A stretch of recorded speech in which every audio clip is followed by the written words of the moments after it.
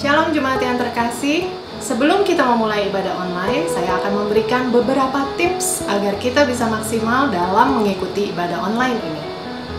Siapkan diri Anda terlebih dahulu sebelum memulai ibadah online ini. Yang pertama, mandi terlebih dahulu dan berpakaian yang rapi. Cari posisi yang baik seperti di ruang tamu atau di ruang keluarga. Jangan di atas tempat tidur atau di kamar mandi. Beribadahlah dengan sungguh-sungguh dengan terlibat aktif dalam pujian penyembahan. Jangan sambil main gadget. Catatlah semua firman Tuhan yang kita dapatkan hari ini supaya kita mendapatkan rema dalam kehidupan kita sehari-hari. Dan ingat, jangan datang ke hadapan Tuhan dengan tangan hampa. Anda dapat membawa persembahan Anda dengan cara mentransfer ke dalam rekening gereja yang ada. Usahakan mengikuti ibadah online ini dari awal sampai akhir dengan sungguh-sungguh. Selamat hari Minggu dan selamat mengikuti ibadah online ini. Tuhan Yesus memberkati.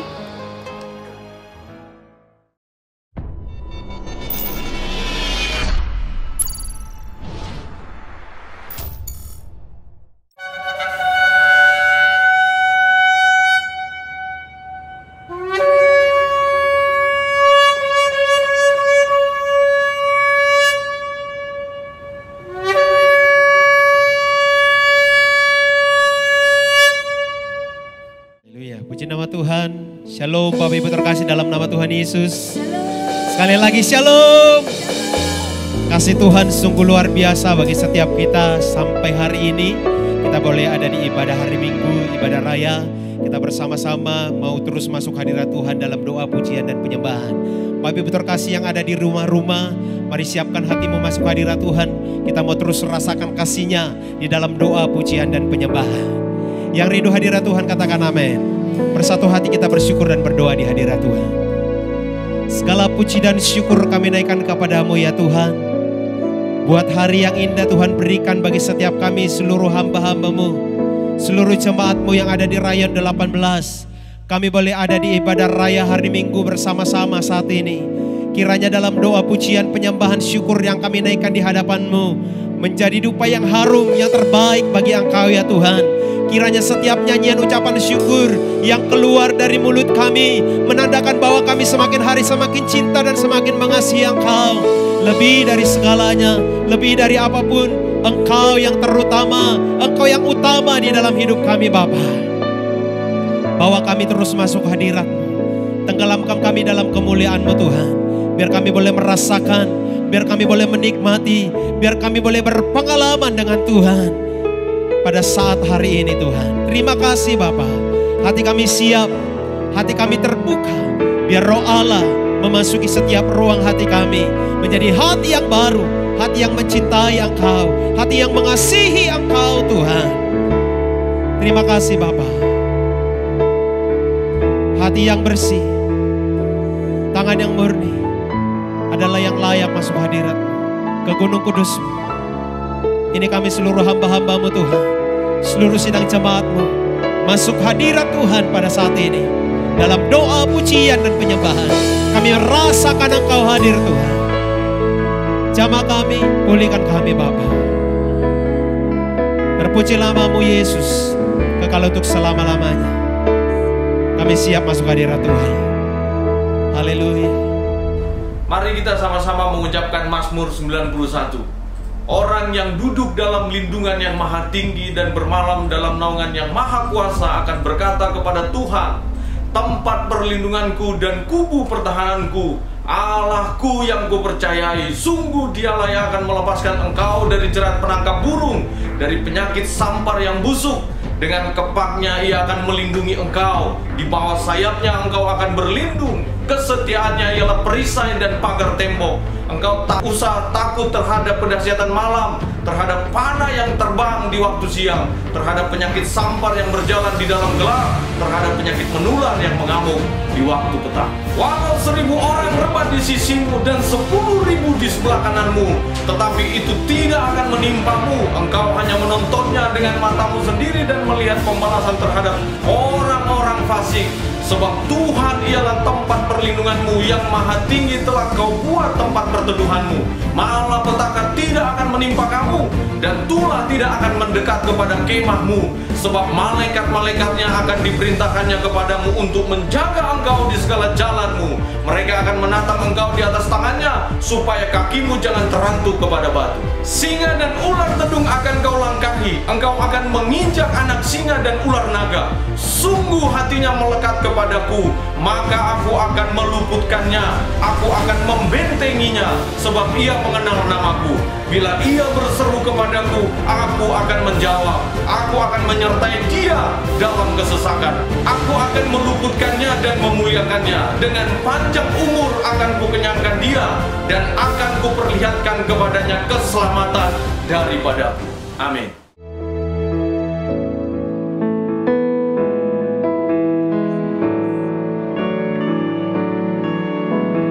Bawaku ke gunung kudus-Mu, di tempat kediaman-Mu. Biar kemuliaan melingkupi hidupku, dan jiwaku kan dipuaskan. Hanya dekat-Mu, itu yang ku perlu. Kau sumber penghiburanku, dan Kau yang ubahkan air mataku jadi lembah yang bermata air. Sebab itu ku memuji-Mu, Engkau Allahku. Mulutku kan selalu muji-Mu, dan angkat tangan sembah-Mu, tinggikan nama-Mu, Yesus, kemuliaan bagi-Mu. Mari kita berikan kemuliaan sorak-sorak yang terbaik buat Tuhan kita. Bawaku ke gunung kudus-Mu, di tempat kediaman-Mu. Biar kemuliaan melingkupi hidupku, dan jiwaku kan dipuaskan.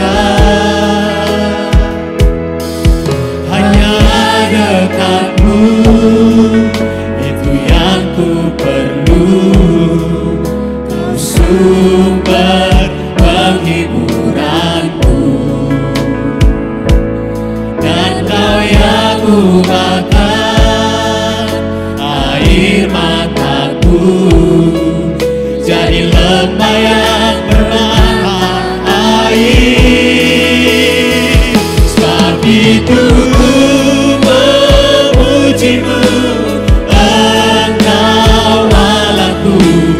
Mulutku kan selalu muji-Mu, dan angkat tangan sembah-Mu, tinggikan nama-Mu, Yesus, kemuliaan. Kami memuji, sebab itu ku memuji-Mu, Engkau Allahku. Mulutku kan selalu muji-Mu, dan angkat tangan sembah-Mu, tinggikan nama-Mu, Yesus, kemuliaan. Mari sama Tuhan, hamba-hamba Tuhan katakan, sebab itu kami memuji-muji Engkau Tuhan. Engkau Allah kami yang hidup, yang dimuliakan. Biar mulut kami penuh dengan pujian dan pengagungan, sebab hanya Engkau Allah Tuhan yang layak terima segala penghormatan kami. Pujian, pengagungan sampai selama-lamanya hanya bagi-Mu kemuliaan.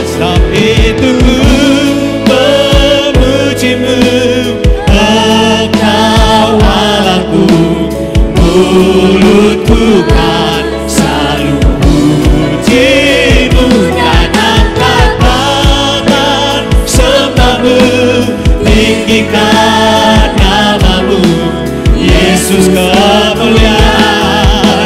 Mari angkat suaramu sembah Dia. Mari nyatakan syukur kita kepada Tuhan saat ini. Hanya dengan ucapan syukur dan terima kasih, pengagungan yang dapat kami persembahkan bagi-Mu Bapa. Biar dari mulut orang-orang benar terdengar pujian, pengagungan, penghormatan, Tuhan-Mu menyembah Tuhan. Hidup kami bagi Engkau, segalanya bagi-Mu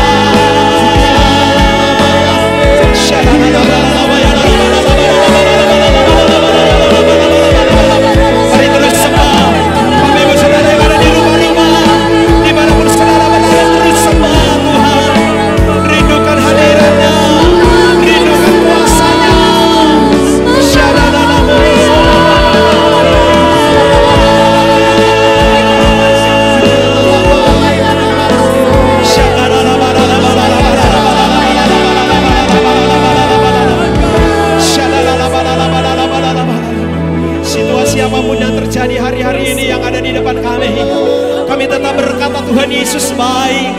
Kami tetap mengasihi Engkau. Kami tetap mencintai Tuhan. Kami mengasihi-Mu Yesus.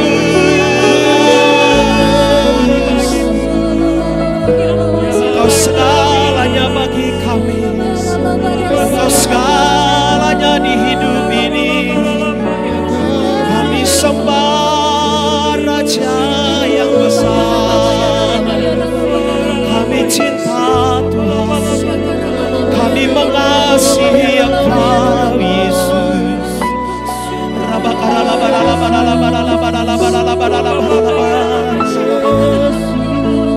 Mari terus buka hati kita. Mari nikmati kasih-Mu.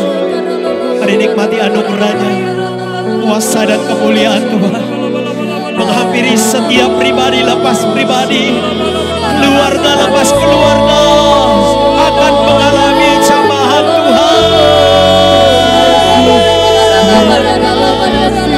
Lewat ucapan syukur dan pujian, kami rasakan Tuhan hadir menjamah seluruh umat-Mu, dimanapun seluruh umat-Mu berada, yang ada di rumah-rumah mengalami perjumpaan dengan-Mu Tuhan.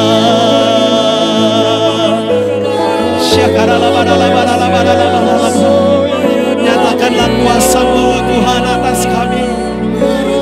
Berikan belas kasihan-Mu Bapa.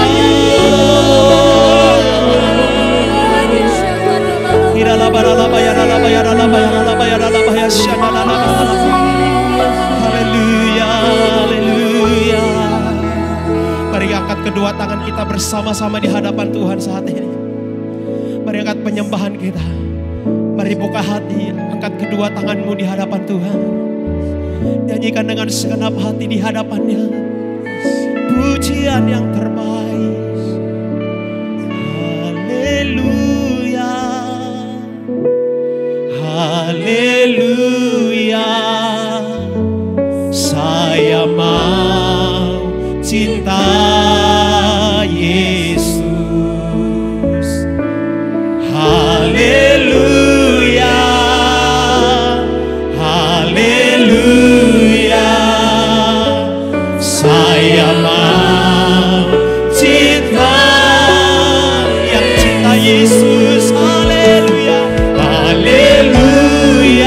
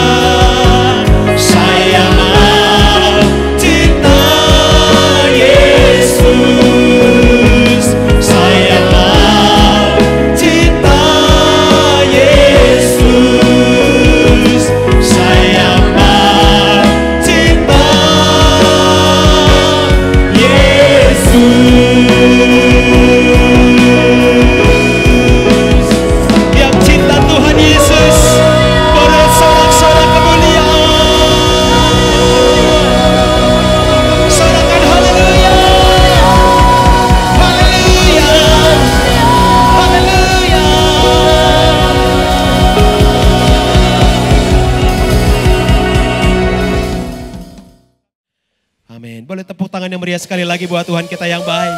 Sorakan bersama-sama. Haleluya. Haleluya. Yang di rumah-rumah coba sorakan haleluya. Yang di rumah-rumah pasti mendapat pemulihan, kesembuhan. Yang percaya katakan ya. Mari kita bangkit berdiri Bapak Ibu Saudaraku. Haleluya.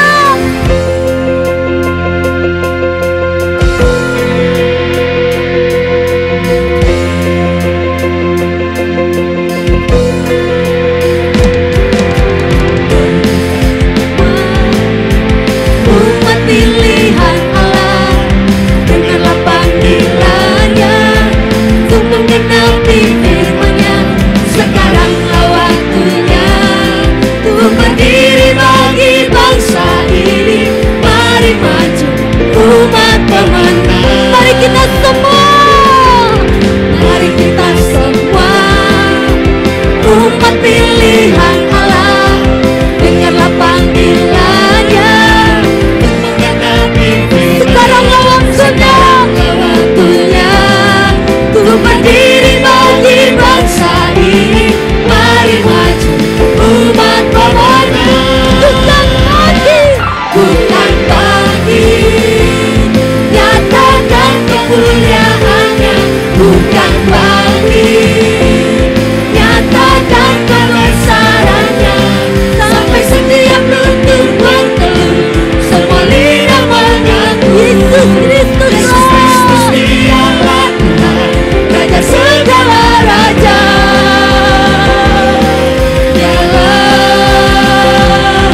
Raja Indonesia Tuhan, umat-umatmu memuji Engkau. Mari sama-sama umat Tuhan katakan, mari kita semua umat pilihan Allah, dengarlah panggilannya untuk menggenapi firman-Nya. Sekaranglah waktunya untuk berdiri bagi bangsa ini. Mari maju umat pemenang. Bukan bagi, nyatakan kemuliaan-Nya. Bukan bagi, nyatakan kebesaran-Nya. Sampai setiap lutut bertelut, semua lidah mengaku Yesus Kristus dialah Tuhan, Raja segala raja. Ya Allah,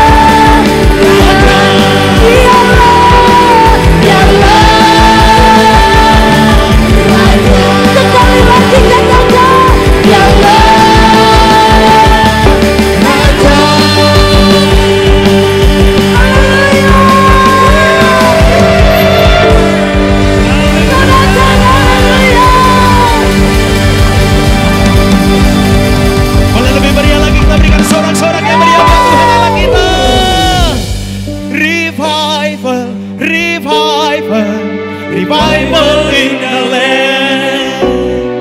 Nations will come and worship you, oh Lord. From the north to the south, from the east and to the west, there is revival in the land. Revival, revival, revival, revival in the land. Nations will come and worship you, oh Lord. From the north to the south, from the east and to the west, there is revival in the land. Gerakan doa Allah terjadi atas Indonesia. Gerakan doa Allah terjadi di sini. Allah bukan melawan umatnya. Di timur dan barat, dari utara selatan, kekuatan Allah sekarang. Sekali lagi revival, revival, revival, revival in the land. Nations will come and worship you, oh Lord. From the north to the south, from the east and to the west, there is revival in the land. There is revival, there is revival, it's revival, revival. Lebih lagi revival, there is revival, there is revival, there is revival, there is revival, there is revival in the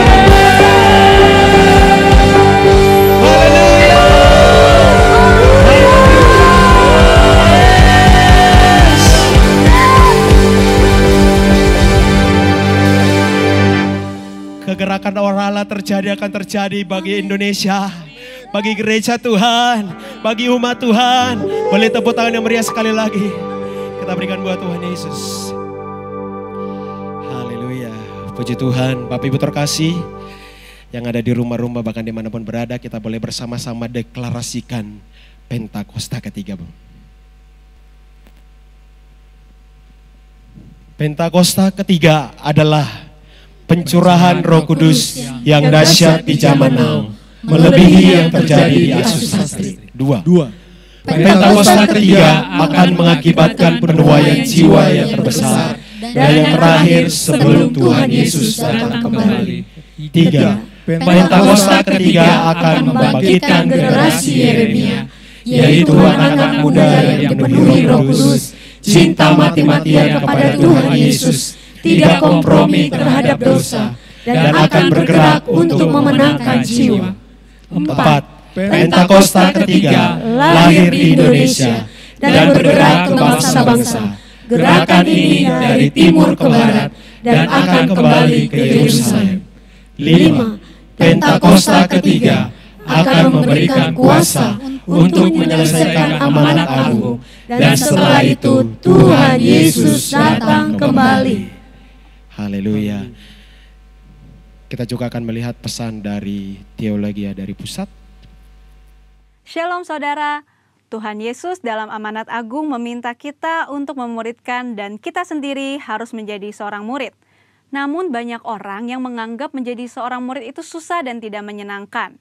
Padahal sesungguhnya hal itu justru sangat berguna bagi kehidupan kita.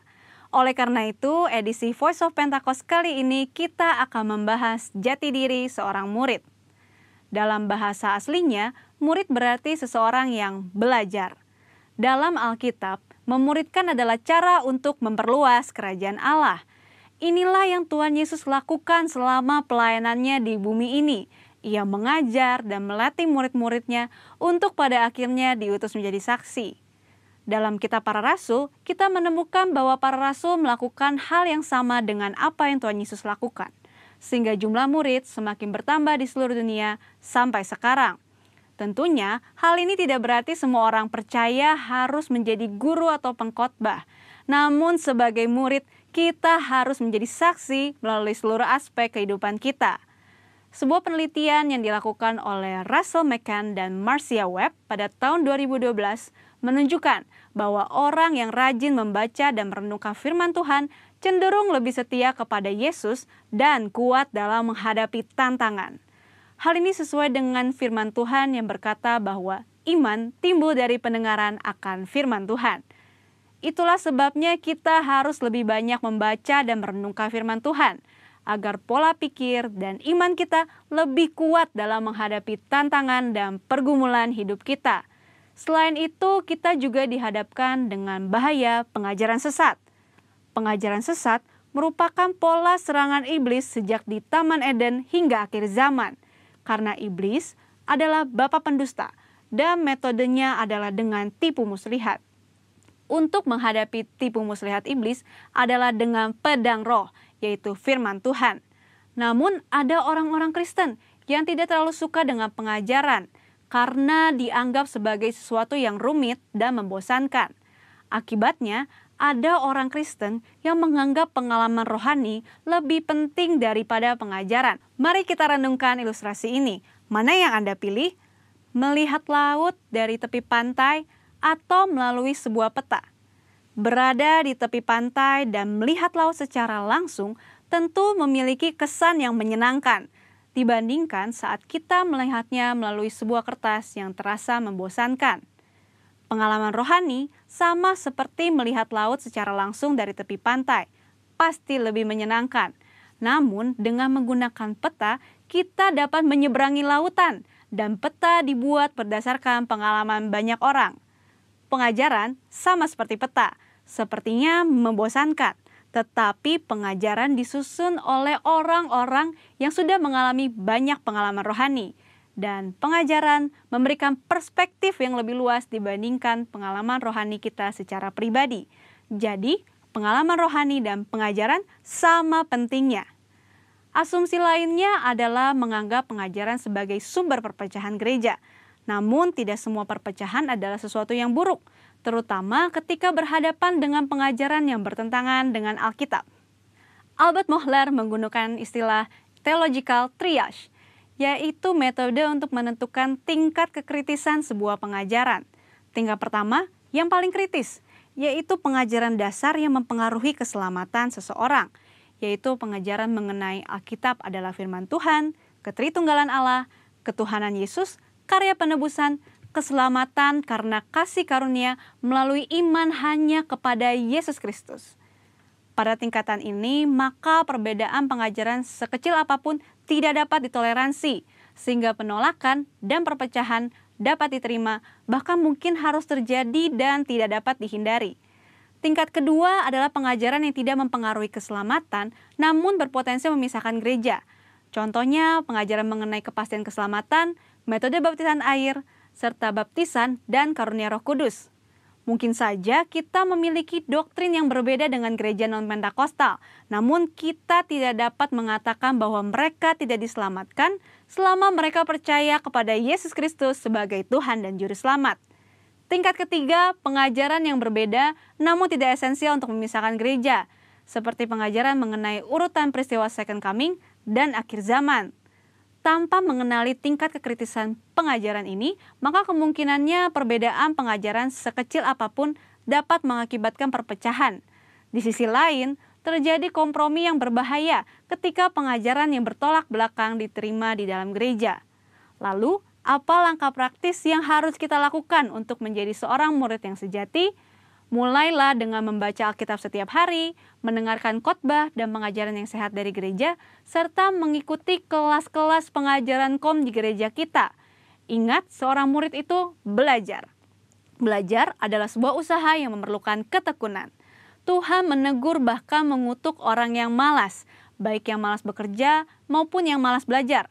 Marilah kita bertekun dalam pengajaran, dan Tuhan berjanji akan mempertajam telinga kita sebagai seorang murid.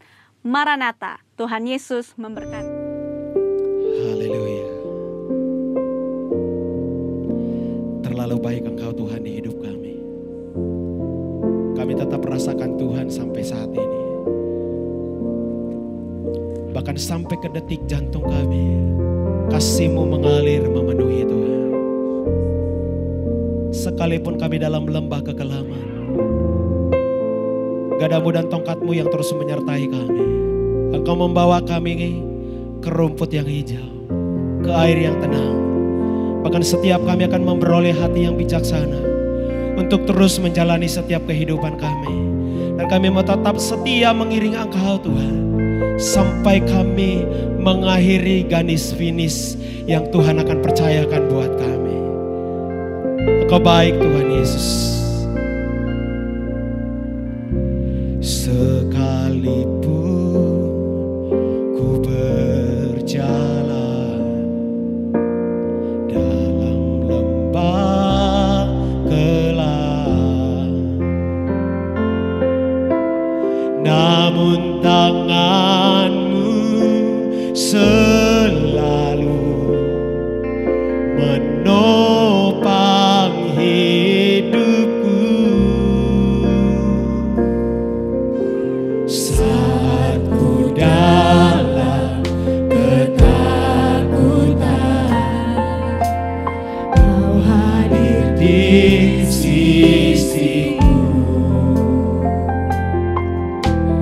Kau berkata, jangan takut, Kau beriku kemenangan. Kaulah Tuhan yang berjanji, tak sekalipun Kau ingkari.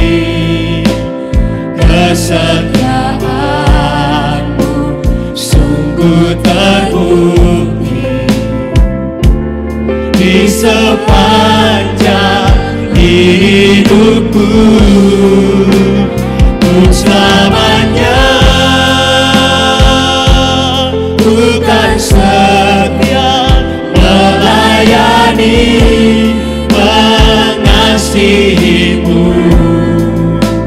Tiada Tuhan seperti-Mu, Yesus. Kaulah Tuhan yang setia.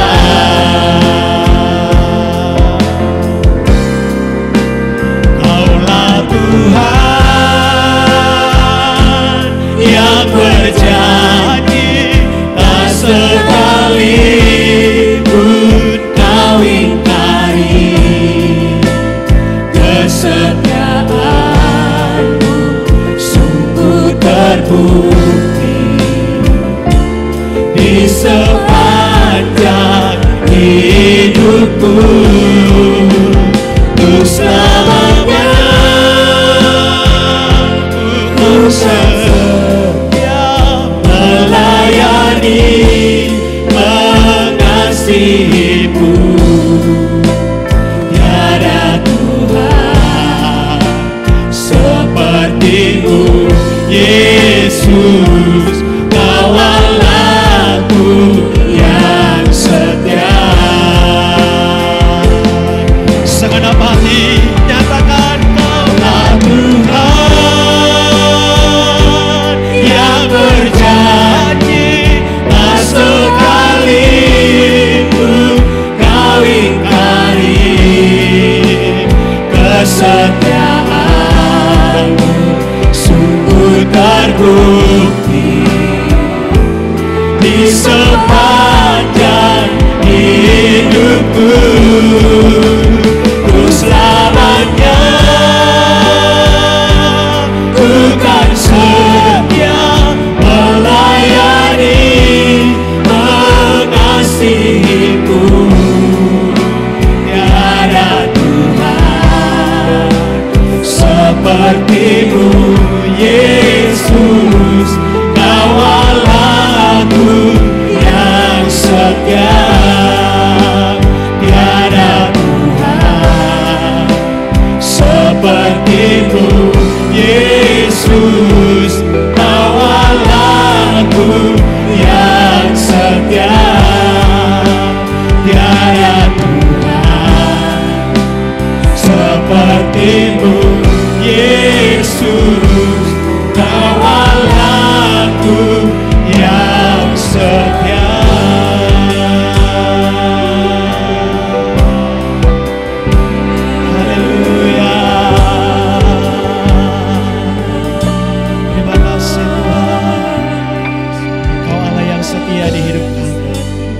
Engkau selalu yang menyertai seluruh umat-Mu, hamba-hamba-Mu, dengan penuh kasih karunia yang berlimpah-limpah.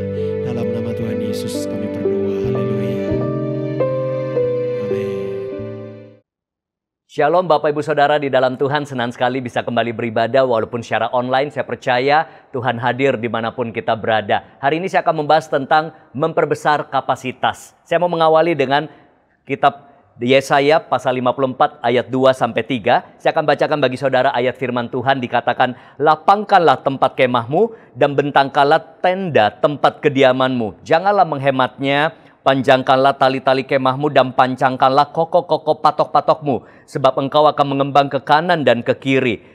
Keturunanmu akan memperoleh tempat bangsa-bangsa dan akan mendiami kota-kota sunyi. Ketika saya renungkan ini, ada 3 kata yang Tuhan singkapkan bagi saya, yaitu Tuhan mau perluas, Tuhan mau perkuat, dan Tuhan mau perbesar kapasitas dalam hidup kita. Berapa banyak dari saudara yang mau melihat hidupmu semakin kuat menghadapi tantangan dan masalah, kita punya kapasitas yang besar sehingga kita bisa lihat bisnis kita mengalami perbesaran, pencapaian kita diperluas oleh Tuhan, teritori atau area-area dalam kehidupan ini Tuhan terus kembangkan dalam hidup ini. Nah, oleh karena itu kita berbicara upgrade capacity. Apa sih artinya upgrade? Ya, upgrade itu seringkali kita dengar dengan arti meningkatkan, memperbesar, memperbaharui, ataupun memajukan. Kalau di dalam teknologi itu namanya new version atau memuktahirkan. Ya, jadi kata upgrade itu biasa dipakai dalam istilah misalnya handphone di-upgrade gitu ya.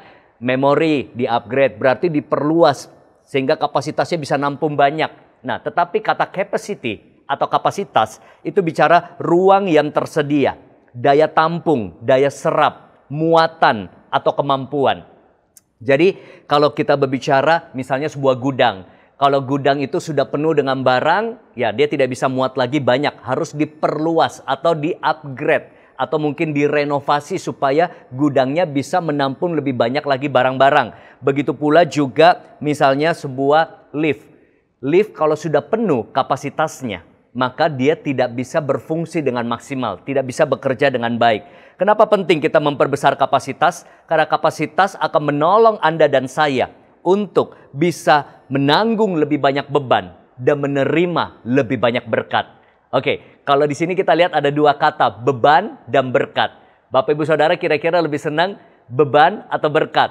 Ya tentu ya, seperti saya dan Anda pasti kita mau lebih banyak mendapatkan berkat. Tapi kita perlu tahu seringkali berkat baru datang ketika kita siap menanggung beban. Nah, kita akan bahas dulu beban. Ya, hidup ini tidak lepas dari masalah, pergumulan, tantangan. Dan beban itu juga bisa berupa tanggung jawab dan hal-hal yang harus kita urus setiap harinya. Ada orang handle 1-2 hal, tanggung jawab, kerjaan, pelayanan, wah udah pusing, udah mengeluh, udah galau, udah panik ya. Tapi ada orang yang bisa handle banyak hal sekaligus. Masih handle beberapa perusahaan, punya anak, urusan keluarga, masih bisa handle pelayanan, masih bisa aktif juga untuk di dalam kegiatan sosial. Apa yang membedakan? Kapasitasnya. Ya, kita lihat ada 1 orang karyawan mungkin dikasih 2 tanggung jawab sudah pusing, tapi ada karyawan yang bisa multitasking, bisa mengerjakan banyak tanggung jawab sekaligus. Apa membedakannya? Kapasitasnya.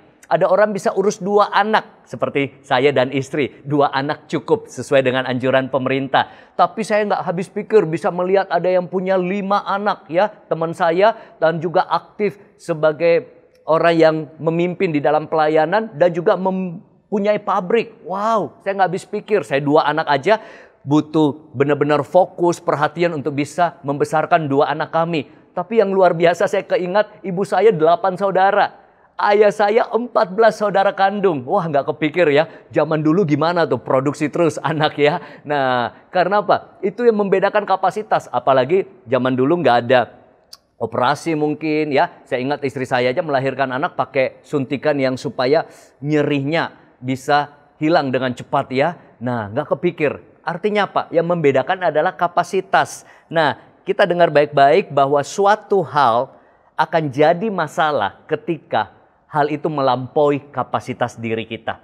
Masalah tidak akan jadi masalah selama kapasitas diri kita lebih besar dari masalah tersebut. Sebagai contoh, misalnya kalau saya bertanya pada Anda, perkalian 6 kali 6 atau mungkin 7 kali 8, bagi Anda mungkin bukan masalah. Tapi bagi seorang anak yang 3 tahun, 5 tahun, itu masalah besar. Berapa banyak anak-anak yang stres karena mau ujian? Apakah 6 kali 6, 7 kali 8 itu berubah? Tidak, masalahnya tetap sama. Cuma kapasitas diri saya dan Anda sudah jauh lebih besar. Makanya semakin kecil kapasitas hidup seseorang, semakin dia mudah panik, gelisah, khawatir, takut, bingung. Itu waktunya kita menyadari kita perlu memperbesar kapasitas diri kita. Seperti tadi saya katakan, kalau lift itu sudah penuh, ya, misalnya kapasitasnya kalau Anda naik lift biasa tertulis 10 orang, ya, 1.500 kilo misalnya. Kalau lift itu memenuhi kapasitasnya bahkan lebih, dia nggak bisa nutup, bahkan dia berbunyi, tet, ya, itu berarti sudah over capacity. Sama manusia, kalau beban ini datang, beban itu datang, kadang-kadang udah tet, wah udah ngoceh-ngoceh ya. Bahkan banyak orang sudah 5N, ngeluh, ngedumel, ngoceh, ngeyel, ngegosip gitu ya. Wah udah pusing. Tetapi apa? Ketika orang yang punya kapasitas besar, mereka masih bisa tenang, bisa berpikir jernih, bisa sangat menguasai dirinya, dia tidak bingung, dia tidak panik karena kapasitasnya besar menghadapi masalah. Nah, saudara, makanya saya yakin dan saya percaya Tuhan tidak pernah membiarkan pencobaan yang kita alami melebihi kapasitas kita. 1 Korintus 10 ayat 13 yang tentu saudara tahu. Dikatakan pencobaan-pencobaan yang kamu alami ialah pencobaan biasa yang tidak melebihi kekuatan manusia. Bahkan di Filipi 4 ayat 12 sampai 13 saya coba memberikan dalam terjemahan Amplified Bible. Lebih jelas apa yang Paulus katakan. Aku telah belajar dalam setiap dan segala keadaan, rahasia untuk menghadapi berbagai situasi. Aku memiliki kekuatan untuk segala keadaan di dalam Kristus yang memberi kekuatan kepadaku. Aku siap untuk apapun dan untuk mengimbangi apapun melalui Dia yang menyalurkan kekuatan batiniah ke dalamku. Aku sanggup di dalam kesanggupan Kristus. Nah, di situ dikatakan apa? Aku memiliki kekuatan dalam kurung kapasitas. Sebenarnya ayatnya kalau saudara baca di firman Tuhan sebenarnya pendek. Segala perkara dapat aku tanggung dalam Kristus Yesus memberi kekuatan kepadaku. Namun dari terjemahan Amplified Bible ini kita menjadi lebih jelas. Ini berbicara apa? Kita dapat menanggung sesuai dengan kapasitas kita. Saya percaya kalau Anda seorang pemimpin, Anda harus punya kapasitas yang besar. Selain kita pusing dengan masalah pribadi seringkali, urusan pekerjaan, keuangan, tantangan pelayanan, kita harus memikirkan mungkin jemaat, kita harus memikirkan staf kita harus memikirkan tim kita. Seorang pemimpin harus punya kapasitas yang besar. Sama seperti seorang kepala rumah tangga harus punya kapasitas yang besar untuk menanggung beban-beban keluarganya. Kalau pemimpinnya aja pusing, apalagi timnya. Kalau ayahnya saja bingung, apalagi anak dan istri. Makanya selalu berdoa, minta Tuhan perbesar kapasitas kita.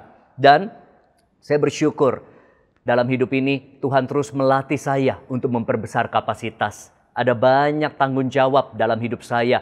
Tanggung jawab pekerjaan, tanggung jawab pelayanan, tanggung jawab keluarga. Bahkan banyak orang-orang yang saya lihat seringkali mengeluh, aduh saya sibuk nih, aduh nggak ada waktu nih.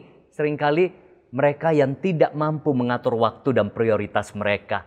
Saya percaya ketika kita punya kapasitas yang besar, ada banyak beban-beban yang datang dalam hidup kita bisa handle. Sebaliknya, ketika kita punya kapasitas yang kecil, itu akan membuat kita melihat masalah begitu besar. Contoh, sebagian orang mungkin punya kapasitas keuangan yang mungkin cuma bisa bertahan 3 hari sampai seminggu, dia akan bingung, dia akan pusing, aduh hari esok bagaimana?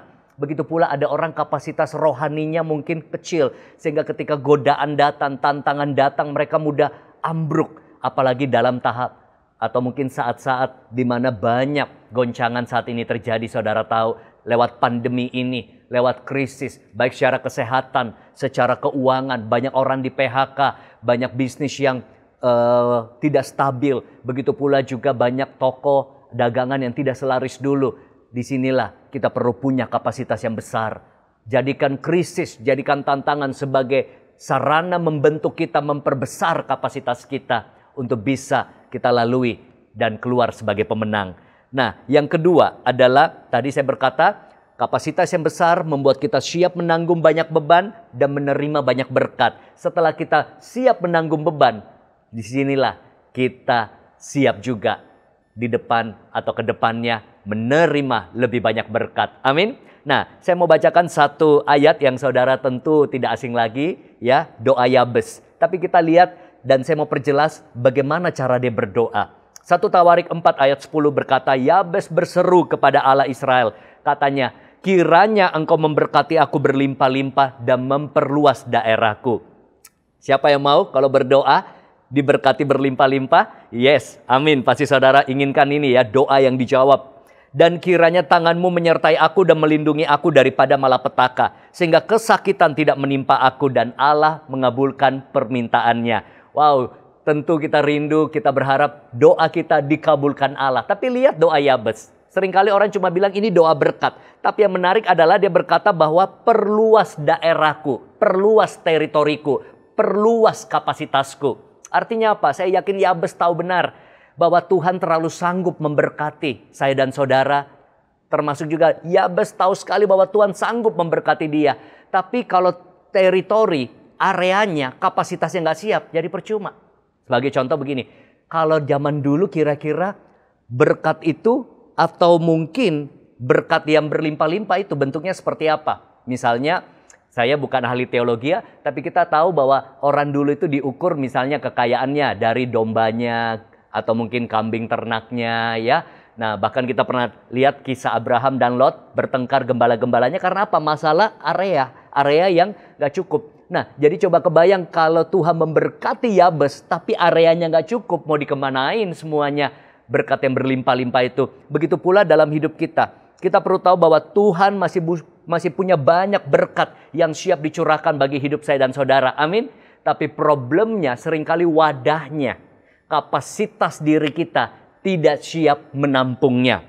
Makanya kita perlu mengupgrade kapasitas diri kita. Contoh, kalau seseorang punya kapasitas yang tidak siap, berkat datang tapi kapasitasnya tidak siap, maka berkat itu mungkin akan dialihkan kepada orang yang lebih siap. Contoh misalnya ada sebuah perusahaan ya yang berkata bahwa kami ingin mengutus orang-orang kami, karyawan kami untuk bisa buka cabang di luar negeri. Siapa yang mau? Wah, kebetulan ada satu karyawan yang sudah mendambakan punya gaji yang naik, punya penghasilan yang lebih baik, karir yang dipromosi, itu jadi doa dia selama ini. Nah, begitu dia dengar ini, kesempatan ini, dia berkata, wah ini jawaban doa dari Tuhan. Jadi perusahaan itu bilang, siap pokoknya kalau Anda siap diutus ke luar negeri untuk buka cabang dari perusahaan kita, maka gajinya akan naik 2 kali lipat. Ada uang tambahan, ya komisi tambahan, ada karir yang meningkat. Kalau dulu di sini karyawan, di sana menjadi pimpinan cabang gitu ya. Tapi ada syaratnya, harus menguasai bahasa Mandarin. Ya, kalau yang diutus ke Shanghai, yang diutus ke London harus fasih bahasa Inggris. Itu syarat pertamanya. Yang kedua, harus bisa siap untuk memimpin 30 orang ya, staf yang asli atau lokal di sana. Wah, begitu dia dengar, dia bingung. Satu sisi pengen mendapatkan pencapaian atau promosi ini, tapi dia nggak siap. Bahasa Mandarin nggak kuasai, bahasa Inggris nggak bisa, cuma bisa bahasa Indonesia plus bahasa roh misalnya ya. Nah, terus dia nggak punya kemampuan leadership skill yang mendukung. Selama ini nggak biasa mimpin orang. Yang ada juga track recordnya nggak bagus, ribut sama ini, ribut sama itu. Artinya apa? Apakah nggak ada kesempatan? Ada.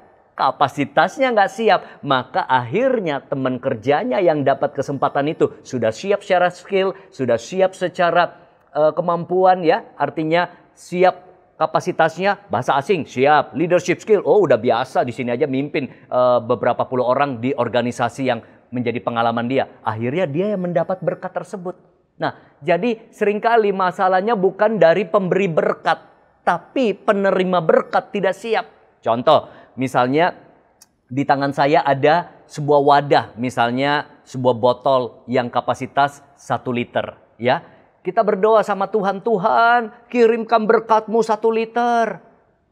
Bisa nggak? Bisa, Tuhan sanggup. Ya, maka berkat 1 liter itu akan memenuhi wadah tersebut. Tapi kalau kita berdoa, Tuhan kirim aku 1 galon air, maka akan sulit. Kenapa? Kalau berkatnya datang 1 galon, cuma isi 1 liter, yang lainnya mau dikemanain. Maka kita akan dapat kebanyakan sesuai dengan kapasitas kita 1 liter. Nah, jadi seringkali Tuhan mau memberkati hidup kita. mau mengangkat, mau mempromosikan diri kita, mau mengirimkan banyak hal-hal yang luar biasa mempercayakan. Tapi seringkali kapasitas saya dan Anda yang belum siap. Makanya berdoa, perbesar kapasitas diriku Tuhan. Saya percaya, makanya banyak orang belum siap diberi kepercayaan jabatan yang lebih tinggi. Mungkin belum siap kapasitasnya untuk mendapatkan jodoh. Karena ngurus dirinya sendiri aja nggak becus. Ada banyak orang, wah hidupnya aja sendiri berantakan. Gimana kalau nanti dipercayakan jodoh dan anak orang gitu ya. Diri aja nggak bisa dinafkahi apalagi nanti anak orang gitu. Nah jadi ada orang minta Tuhan kirim orderan. Nah bukan Tuhan nggak bisa kirim orderan. Sistem kita udah siap belum? Kita bisa buat sistem yang lebih baik gak? Saya pernah mengalami seperti itu. Artinya gini, saya pergi ke sebuah restoran baru ya, direferensi oleh teman. Wah saya lihat baru buka nih, enak kelihatannya, orang ngantri. Berarti ada berkat ya. Tapi begitu kita makan, wah saya lihat terjadi keributan ya. Wah pemiliknya dikomplain, dimarahin ya. Stafnya karena salah bon, salah nota, salah antar. Kenapa? Kewalahan ya. Banyak pelanggan tapi kecewa karena tidak siap. Belum siap pengaturannya dan mungkin sistem pesanannya. Nah ini contoh. Artinya apa? Saya percaya sesuatu yang tidak bisa kita kelola dengan baik. Mungkin uang, mungkin waktu, mungkin pelayanan, mungkin kepercayaan, bisnis. Kita bisa kehilangan hal tersebut. Saya mau ajak kita lihat beberapa ayat. Matius 25 ayat 15. Di situ dikatakan apa? Yang seorang diberikan 5 talenta, yang seorang lagi 2, dan yang lain seorang lagi 1. Masing-masing menurut kesanggupannya. Wow, menarik sekali firman Tuhan ya. Jadi jangan bilang Tuhan gak adil, kok dia punya karir lebih bagus, kok dia punya bisnis lebih berkembang, pelayanannya lebih maju. Lihat, ada yang dikasih 5 talenta, ada yang dikasih 1 talenta. Masing-masing menurut kesanggupannya. Nah, jadi artinya apa? Sangat ditentukan kesanggupan kita mengelola. Ayat 28 dari Matius 25. Nah, ini tragis. Tapi jadi pembelajaran buat kita. Sebab itu, ambillah talenta itu daripadanya dan berikanlah kepada orang yang mempunyai 10 talenta itu. Karena setiap orang yang mempunyai kepadanya akan diberi, sehingga ia berkelimpahan. Tetapi siapa yang tidak mempunyai, apapun juga yang ada padanya akan diambil daripadanya. Jadi yang dapat 1 talenta dia nggak bisa kelola, nggak bisa urus, itu diambil, malah dikasih yang sudah 10 talenta. Kenapa? Terpercaya bisa kembangkan. Sama dalam hidup. Misalnya, kalau kita punya staff, dikasih 1 tanggung jawab, udah bingung, udah ngoceh, udah marah, ya, atau dalam pelayanan seringkali ya, saya dalam pelayanan ada tim, kita kasih 1 tanggung jawab kecil. Tanggung jawab kecil aja udah ngeluh, ya, udah ngeyel, udah bingung dia nggak tahu mau ngapain. Ya sudah, saya pikir dalam pelayanan ya sudah, saya nggak marah, tapi ya sudah, kepercayaan itu saya akan kasih sama orang yang jalanin tanggung jawab pelayanan itu dengan sukacita, ya, yang sudah punya kemampuan melayani yang lain, dikasih tambahan lagi, dikasih tanggung jawab lagi, dia bisa lakukan dengan sangat baik. Itu prinsip dalam kehidupan. Begitu pula Tuhan, apapun yang dipercayakan dalam hidup kita harus bisa kelola, kita harus bisa kembangkan, kita bisa terus menjadi orang yang diandalkan. Maka Anda lihat, lebih banyak lagi kepercayaan yang Tuhan berikan dalam hidup kita. Jadi, sama dengan contoh talenta tadi, ya, yang tidak bisa kelola, maka itu diambil daripadanya, diberikan pada orang yang punya kapasitas kelola lebih besar. Kapasitas kita yang besar akan menarik hal-hal yang besar. Nah pertanyaannya, bagaimana kita bisa mengembangkan kapasitas kita? Nah di bagian terakhir ini saya akan bagikan dengan cepat. Bagaimana upgrade kapasitas kita? Kita lihat ayat Amsal 1 ayat 5. Baiklah orang bijak mendengar dan menambah ilmu. Dan baiklah orang yang berpengertian memperoleh bahan pertimbangan. Jadi kita bisa memperbesar kapasitas kita dengan cara apa? Terus mengembangkan diri kita dengan belajar dan berlatih. Ya, doa penting, puasa penting, pujian penyembahan penting. Tapi jangan sampai kita tidak belajar lagi, tidak berlatih lagi untuk mengembangkan bidang yang kita ingin menjadikan sesuatu fokus untuk bisa maju. Contoh, ya, apapun yang kita pelajari itu akan mengembangkan kapasitas kita. Kita banyak belajar perkara-perkara rohani, kita belajar doa, kita belajar pujian penyembahan, maka kapasitas kita di area tersebut akan meningkat. Ada orang belajar masak, maka kapasitas dia di bidang masak akan meningkat. Ya, kalau Anda di bidang desain atau Anda bidang mungkin teknik industri, Anda banyak belajar area tersebut, maka kapasitas Anda di bidang tersebut akan berkembang. Nah, dengan terus belajar kita memperluas dan memperbesar kapasitas hidup kita sehingga dunia kita makin luas. Tetapi selain belajar kita harus berlatih, ya. Apapun yang kita latih akan berkembang. Kita latih angkat beban, maka otot kita akan berkembang. Kita sering latihan musik, ya, maka kemampuan musik kita akan meningkat, ya. Kita sering latih diri kita untuk peperangan rohani misalnya. Kita latih diri kita untuk puasa, maka kapasitas rohani kita akan meningkat. Ya, makanya kita perlu selalu belajar hal-hal baru, hal-hal yang kita fokuskan, yang kita mau kembangkan. Kita belajar tentang pernikahan, kita berlatih komunikasi yang baik sama pasangan kita, maka kita akan lihat kapasitas dalam pernikahan kita akan berkembang. Kita terus belajar banyak firman Tuhan, maka kapasitas firman dalam kehidupanmu, kita latih diri kita sehingga kita bisa menjadi orang-orang yang benar-benar handal, skillful. Jadi pesan saya terakhir bahwa hidup ini perlu punya kapasitas yang besar. Dan ketika Anda punya kapasitas yang besar, Anda akan sanggup menanggung banyak beban, tantangan, krisis, masalah, dan Anda bisa hadapi dengan tenang, dengan baik, dan kita bisa siap menerima lebih banyak berkat dari Tuhan.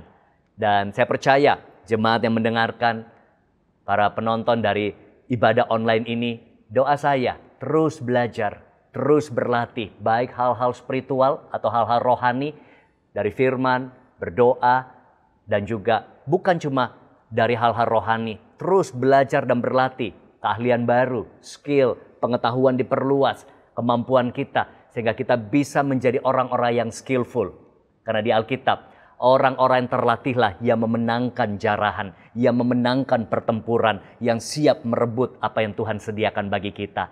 Doa saya, perbesar kapasitas Anda, perbesar kapasitas kita semua, termasuk saya, untuk siap perkara-perkara yang besar Tuhan siapkan bagi saya dan saudara.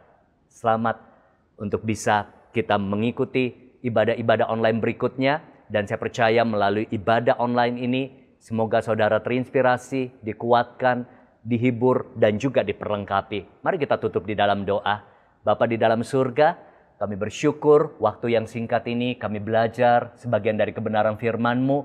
Doa kami, perbesar kapasitas kami, perluas teritori kami. Biar kami siap menanggung lebih banyak beban, tantangan, masalah dalam hidup ini, dan kami tetap kuat. Dan kami juga siap menerima lebih banyak berkat, promosi, kepercayaan, kelimpahan daripada Tuhan. Di dalam nama Tuhan Yesus, semua yang siap memperbesar kapasitas katakan amin.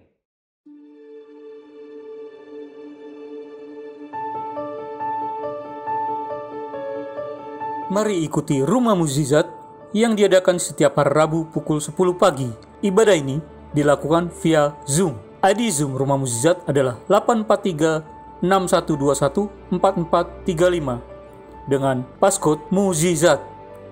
Ikuti pula doa puasa yang diadakan setiap hari Sabtu pukul 10 pagi. Ibadah ini dilakukan via Zoom. ID Zoom doa puasa adalah 843-2142-8500 dengan passcode puasa.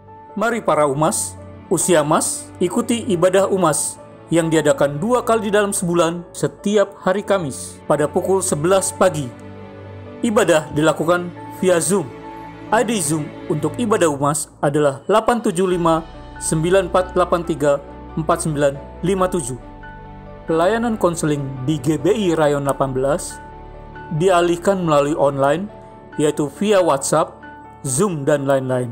Konselor GBI Rayon 18 dapat Bapak Ibu lihat di layar. Jemaat dapat menyampaikan saran, masukan, dan pendapat dengan mengirimkan ke 0812-9343-5593 dengan format hashtag nama, hashtag asal, dan hashtag isi saran. Hadiri United Prayer Tower yang diadakan setiap hari Selasa dan Rabu. Selasa setiap pukul 9 malam.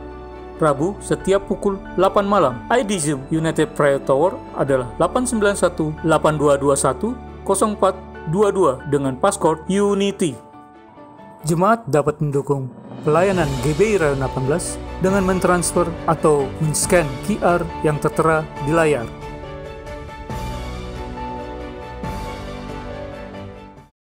Buka hatimu, angkat kedua tanganmu, terimalah berkat-berkat surgawi.